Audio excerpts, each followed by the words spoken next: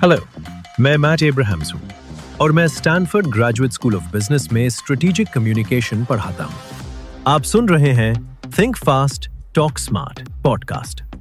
मुझे आज भी वो वीकेंड याद है जब मैं छोटा था और पहली बार समझ पाया कि परसुएशन कितना कूल हो सकता है। मेरी माँ ने मुझे और मेरे भाई को कहा कि गराज सेल के लिए साइन बनाओ, लेकिन एक ट्विस्ट के साथ। उन्होंने कहा, गराज शब्द के बीच में एक बी डाल दो।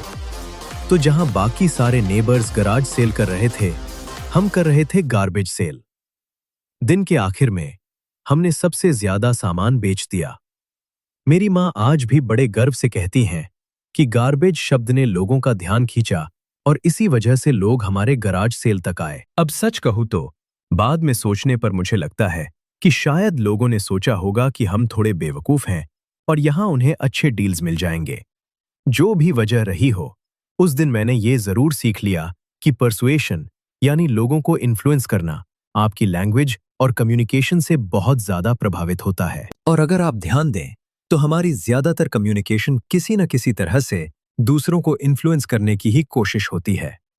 चाहे आप कोई नया आइडिया पिच कर रहे हो, किसी जरूरी कॉज के लिए सपोर्ट मांग रहे हो या फिर अपने बच्चों को सब्जियां खिलाने की कोशिश कर रहे हो, हर जगह परसुएशन ही काम आता है। आज मुझे बहुत खुशी है कि मेरे साथ हैं जैक टूरमलीन, जो जीएसबी में बिहेवियरल साइंस और मार्केटिंग के लॉरेंस डब्ल्यू लेन प्रोफेसर हैं।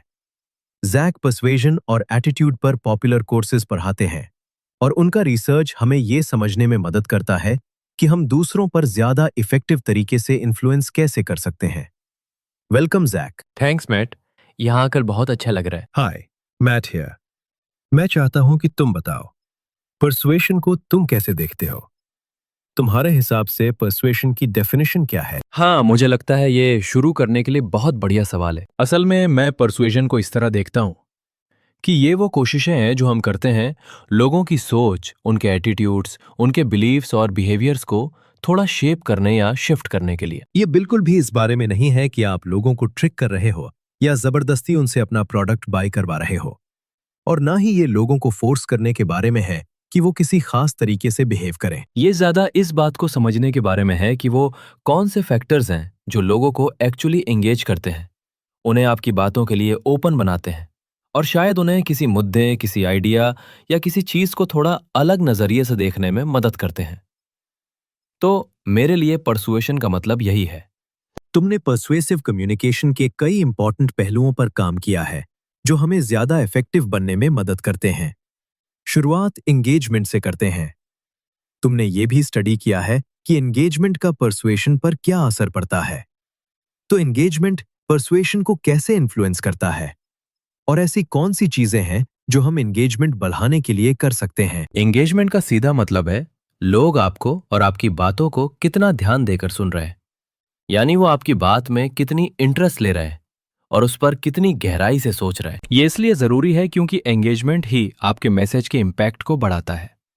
आपके पास चाहे कितना भी अच्छा मैसेज हो, कोई स्ट्रांग आर्ग्यूमेंट हो या कोई कंपेलिंग ऑफर या कैंडिडेट हो, अगर लोग उस पर ध्यान ही नहीं दे रहे या उसके बारे में सोच ही नहीं रहे तो आपकी बात उन तक पहुंचेगी ही नहीं। सीधी बात यह है कि एंगेजमेंट लोगों को आपकी बात सुनने और उस पर ध्यान देने के लिए तैयार करता है।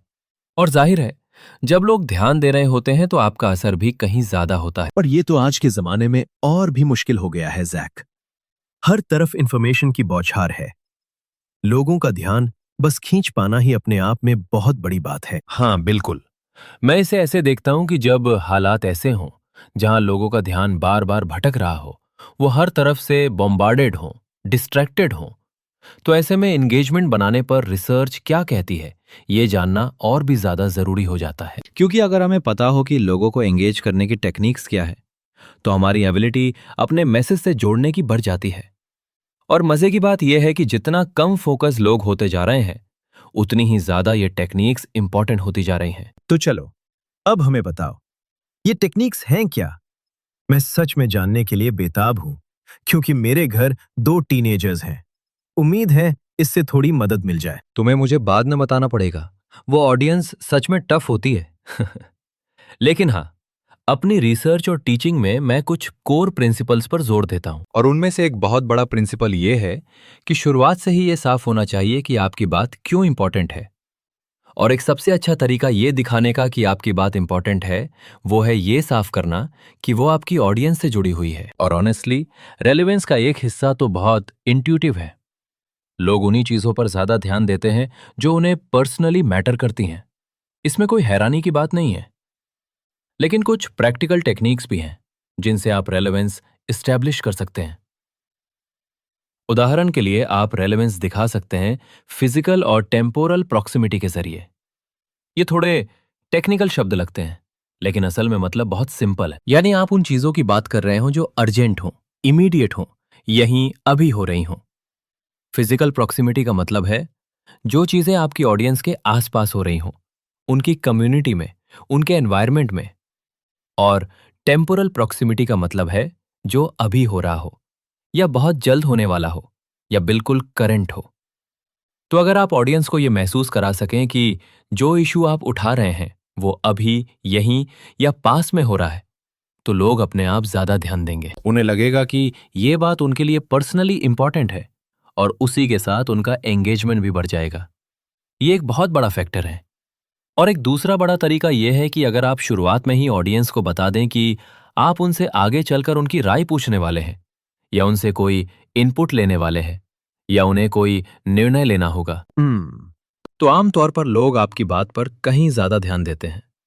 अगर उन्हें पहले से पता हो कि आप आगे चलकर उनसे उनकी राय पूछने वाले हैं, या उनसे कोई इनपुट लेने वाले हैं, या उन्हें कोई डिसीजन लेना होगा, चाहे वो वोट करना हो, कुछ चुनना हो, या कुछ करना हो, तो उन्हें ये बात शुरुआत में ही बता देना चाहिए। लोग ज्यादा फोकस्ड हो जाते हैं जब उन्हें लगता है कि आखिर में उनकी आवाज या पर्सपेक्टिव मायने रखने वाली है। ये एंगेजमेंट वाले टिप्स सच में बहुत हेल्पफुल है जैक। क्या तुम्हारे पास कोई और क्विक रैपिड फायर एडवाइस है जिससे लोगों को और ज्यादा एंगेज किया जा सके? हाँ जरूर। तो तुरंत दिमाग में जो आ रहा है उसके हिसाब से कुछ आइडियाज बता देता हूं। एक सिंपल लेकिन पावरफुल चीज है यू शब्द का इस्तेमाल करना। जब आप ऑडियंस को सीधे यू कहकर एड्रेस करते हैं तो लोग थोड़ा अलर्ट हो जाते हैं और ज्यादा ध्यान देने लगते हैं। दूसरी चीज है क्वेश्चंस पूछना।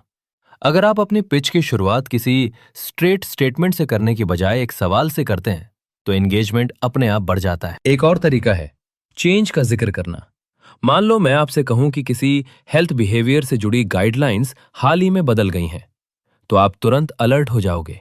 आप जानना चाहोगे कि क्या बदला है, और आप ज्यादा ध्यान से सुनोगे, ज्यादा सोचोगे। तो कुल मिलाकर यू का इस्तेमाल करो, सवाल पूछो और बदलाव का रेफरेंस दो। ये सब चीजें मिलकर एंगेजमेंट में एक छोटा सा स्पाइक पैदा करती हैं जो परसुएशन में बहुत काम आता है। वाओ, इन सब को मिलाकर देखें तो ये सच में एक शानदार टूल किट है लोगों का ध्यान खींचने और उन्हें एंगेज्ड रखने के लिए। एक और चीज है जिस पर तुमने रिसर्च की है, सर्टेनिटी और अनसर्टेनिटी की रोल पर, और ये परसुएशन में कैसे काम करती हैं। क्या तुम इसके बारे में बता सकते हो?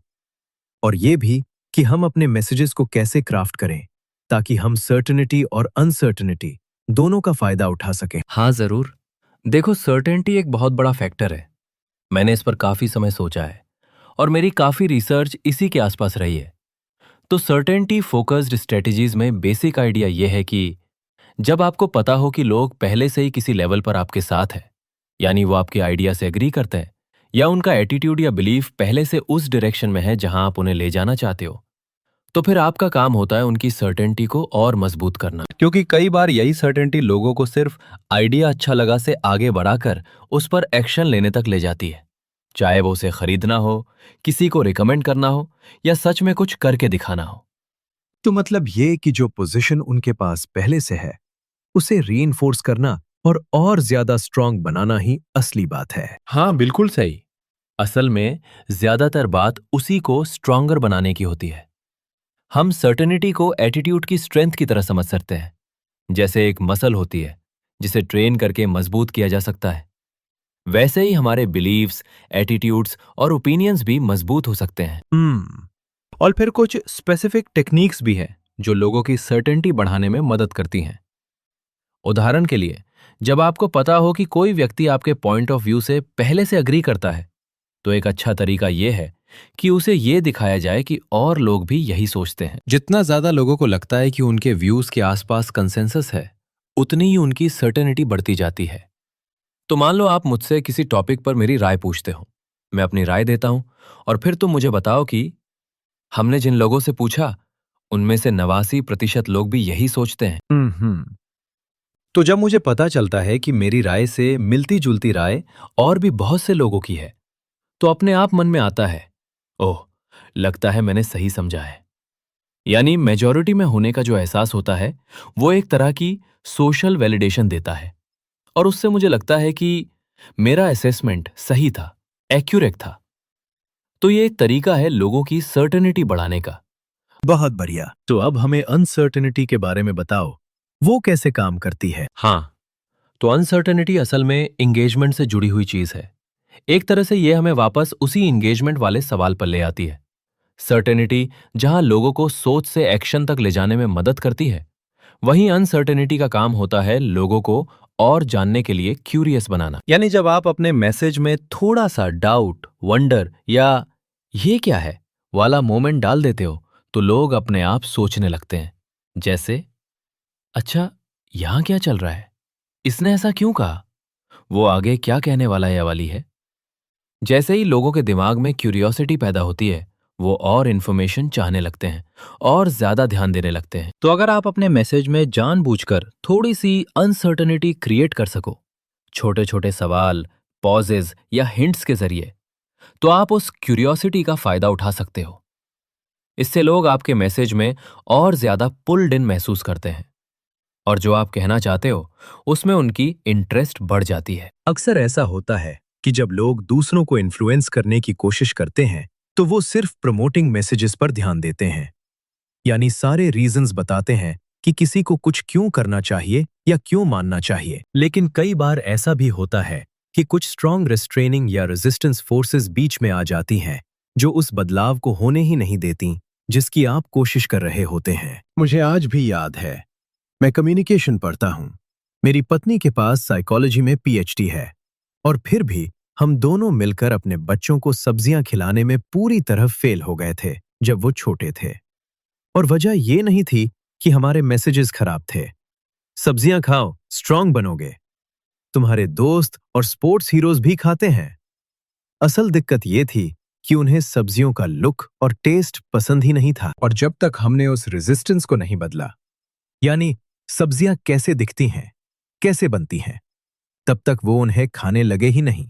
जब हमने वही चीज बदली जो रोक रही थी, तभी जाकर उन्हें सब्जियां एक्चुअली पसंद आने लगीं। मुझे पता है कि तुमने रेजिस्टेंस को मैनेज करने पर भी रिसर्च की है। क्या तुम कुछ बेस्ट प्रैक्टिसेस शेयर कर सकते हो जो तुमने इस बारे में सीखी हैं? हाँ जरूर, मैंने रेजिस्टेंस पर काफी काम किया है और ओवरऑल इस टॉपिक पर अच्छी खासी रिसर्च मौजूद है जो ये दिखाती है कि लोगों की रेजिस्टेंस को या तो कैसे साइड स्टेप किया जा सकता है या फिर थोड़ा सॉफ्टन किया जा सकता है। अगर आपको पहले से लग रहा है कि सामने से रेजिस्टेंस आ सकती है, और ये सिर्फ मेरी रिसर्च नहीं है, इस पर और भी काफी लोगों ने काम किया है, तो मान लो आपके सामने कोई ऑडियंस है या कोई टारगेट ग्रुप है और आपको पता है कि वो लोग आमतौर पर रेजिस्टेंट होते हैं, थोड़े स्केप्टिकल रहते हैं, या आप जो भी कहो उसका उल्टा सोचने वाले कॉन्ट्रेरियंस है। ऐसे लोग ऐसी सिचुएशंस में बहुत ज्यादा फोर्सफुल होने की बजाय अगर आप थोड़ा कोऑपरेटिव टोन अपनाते हो तो वो ज्यादा इफेक्टिव होता है। यानी अपनी लैंग्वेज में we, us, together, as a team जैसे शब्दों का इस्तेमाल करना। इससे एक तरह का कॉमन इन ग्रुप बनता है, जैसे ये फीलिंग कि हम सब एक ही टीम में हैं, हम सब साथ में हैं। लोग आमतौर पर अपने ग्रुप के लोगों के लिए ज्यादा ओपन होते हैं बाहर वालों के मुकाबले। तो कोऑपरेटिव नॉन फोर्सफुल लैंग्वेज लोगों की रेजिस्टेंस को कम करने में वाकई मदद कर सकती है। तो मतलब इंक्लूसिव लैंग्वेज लोगों को ये फील कराती है कि हम सब एक ही टीम का हिस्सा हैं, और इससे वो ज्यादा ओपन हो जाते हैं। हाँ, मदद तो करती है जब तक वो बिलीवेबल लगे। कभी कभी ऐसा भी हो सकता है कि आप हम एक ही टीम है कह रहे हो और सामने वाला सोच रहा हो, क्या मजाक कर रहे हो, हम तो एक ग्रुप में है ही नहीं। जैसे ऐसे लोग जो एक दूसरे से बहुत ज्यादा अलग हो या जिनके बीच गहरी डिविजन्स हो। लेकिन अगर वो बात प्लॉजिबल हो, यानी आपके और सामने वाले के बीच कुछ कॉमन ग्राउंड हो, या आप किसी शेयर्ड गोल की तरफ काम कर रहे हो, तो उस कॉमनैलिटी को हाईलाइट करना और सही तरह की लैंग्वेज इस्तेमाल करना उनकी रेजिस्टेंस को काफी हद तक कम कर सकता है। तो ये एक तरीका है। एक इससे जुड़ा हुआ आइडिया है प्रो एटीट्यूडिनल फ्रेमिंग। यानी जब आप किसी के एटीट्यूड या ओपिनियन के बारे में सोचते हैं तो अक्सर साफ होता है कि वो किसी टॉपिक पर पॉजिटिव है या नेगेटिव, या फिर फेवरेबल या अनफेवरेबल होता है। प्रो एटीट्यूडिनल मैसेज वो होता है जो उसी साइड पर हो। अगर सामने वाला किसी चीज को लेकर पॉजिटिव है तो आप भी उसी पॉजिटिव फ्रेम में बात करें, उसके उलट नहीं। इसके ऑपोजिट को कहते हैं काउंटर एटीट्यूडिनल, यानी बिल्कुल उल्टी साइड से बात करना। और अक्सर जब आप किसी से डिसएग्री करने वाले होते हैं तो वही वो मोमेंट होता है जहां रेजिस्टेंस सबसे ज्यादा ट्रिगर होती है। हाँ बिल्कुल। तो ऐसे मोमेंट्स में आपके पास एक डिसीजन होता है कि आप अपना आर्गुमेंट कैसे रखें। मान लो आप ऑफिस में किसी कॉलीग के साथ हायरिंग डिसीजन ले रहे हो और वो किसी कैंडिडेट को हायर करना चाहते हैं जिसे आप ऑनेस्टली बहुत खराब मानते हो। आप सीधा ये कह सकते हो, नहीं मैं इससे एग्री नहीं करता, वो कैंडिडेट बिल्कुल बेकार है। लेकिन ये काउंटर एटीट्यूडिनल अप्रोच है और ये सामने वाले में तुरंत रेजिस्टेंस पैदा कर देती है। अगर कोई ऑलरेडी डिफेंसिव हो जाए तो फिर उन्हें कन्विंस करना और भी मुश्किल हो जाता है। सही। इसका एक सॉफ्टवेयर तरीका है प्रो एटीट्यूडिनल मैसेज का इस्तेमाल करना। मान लो सामने वाला कैंडिडेट को लेकर बहुत पॉजिटिव है, तो आप कुछ ऐसा कह सकते हो, हाँ कैंडिडेट अच्छा है, मैं उसमें कुछ अच्छी क्वालिटीज देख रहा हूं, लेकिन मुझे कुछ कंसर्न्स भी दिख रहे हैं, कुछ लिमिटेशंस भी हैं। इस तरह की बात आपके कलीग में कम रेजिस्टेंस पैदा करती है क्योंकि आप इशू की उसी साइड पर हो, बस उनसे थोड़ा कम आगे बढ़े हुए। तो अगर आप पहले उन अच्छी बातों को पहचान ले और वहीं से शुरुआत करें, जैसे हाँ मैं भी उसके कुछ बेनिफिट्स देख पा रहा हूं, उसके कुछ यूनिक एट्रीब्यूट्स हैं, लेकिन मुझे कुछ कंसर्न्स भी हैं। ऐसा कहने से लोग कम रेजिस्टेंट होते हैं। उन्हें लगता है कि आप उनकी साइड पर हो और वो आपकी बात सुनने के लिए ज्यादा ओपन हो जाते हैं। सही कहा। मुझे ये अप्रोच इसलिए भी बहुत पसंद है क्योंकि इससे वो डिफेंसिवनेस कम हो जाती है जो रेजिस्टेंस के साथ आती है। कम से कम सामने वाला कॉन्वर्सेशन में बना रहता है, बात करने के लिए तैयार रहता है, पूरी तरह शट डाउन नहीं करता। बिल्कुल। और जब भी आप रेजिस्टेंस के बारे में सोचते हो और उसे कैसे हैंडल किया जाए, तो असल में आप डिफेंसिवनेस के बारे में ही सोच रहे होते हो। यानी लोगों को कम डिफेंसिव कैसे फील कराया जाए, कम थ्रेटेंड कैसे महसूस कराया जाए, ताकि आपके मैसेज से सामने वाले को यह महसूस ना हो कि आप उसे गलत, बेवकूफ या कुछ ऐसा साबित करने की कोशिश कर रहे हो। इसलिए अगर आप ज्यादा ओपन, एग्रीएबल, इंक्लूसिव और कोऑपरेटिव टोन अपनाते हो तो आमतौर पर लोगों की रेजिस्टेंस कम हो जाती है और फिर कम से कम बात आगे बढ़ाने की थोड़ी सी जगह बनती है, थोड़ी सी विगल रूम। ये सच है कि जो लोग पहले से रेजिस्टेंट हो उन्हें परसुएट करना हमेशा मुश्किल रहता है, लेकिन कई बार आपको लोगों को पूरी तरह पलटना जरूरी नहीं होता। ऐसा नहीं कि तुम इस कैंडिडेट को पसंद करते हो, अब मुझे तुम्हें उससे नफरत करवानी है। मुझे बस इतना चाहिए कि तुम उसे थोड़ा कम पसंद करो और फिर शायद तुम उसे हायर नहीं करना चाहोगे। तो ये बात ध्यान में रखो कि छोटे छोटे बदलाव, बेबी स्टेप्स, अक्सर परसुएशन में ज्यादा काम आते हैं। कई बार वही छोटे मूव्स आखिरकार बहुत बड़ा इंपैक्ट डाल देते हैं। मुझे लगता है ये एक बहुत जरूरी पॉइंट है। हम में से कई लोग परसुएशन को ऑल और नथिंग की तरह देखते हैं, जबकि असल में ये एक कंटिन्यूअम होता है और कभी-कभी सामने वाले की सोच में बस थोड़ा सा मूवमेंट भी शॉर्ट टर्म या लॉन्ग टर्म में काफी कुछ दिला सकता है।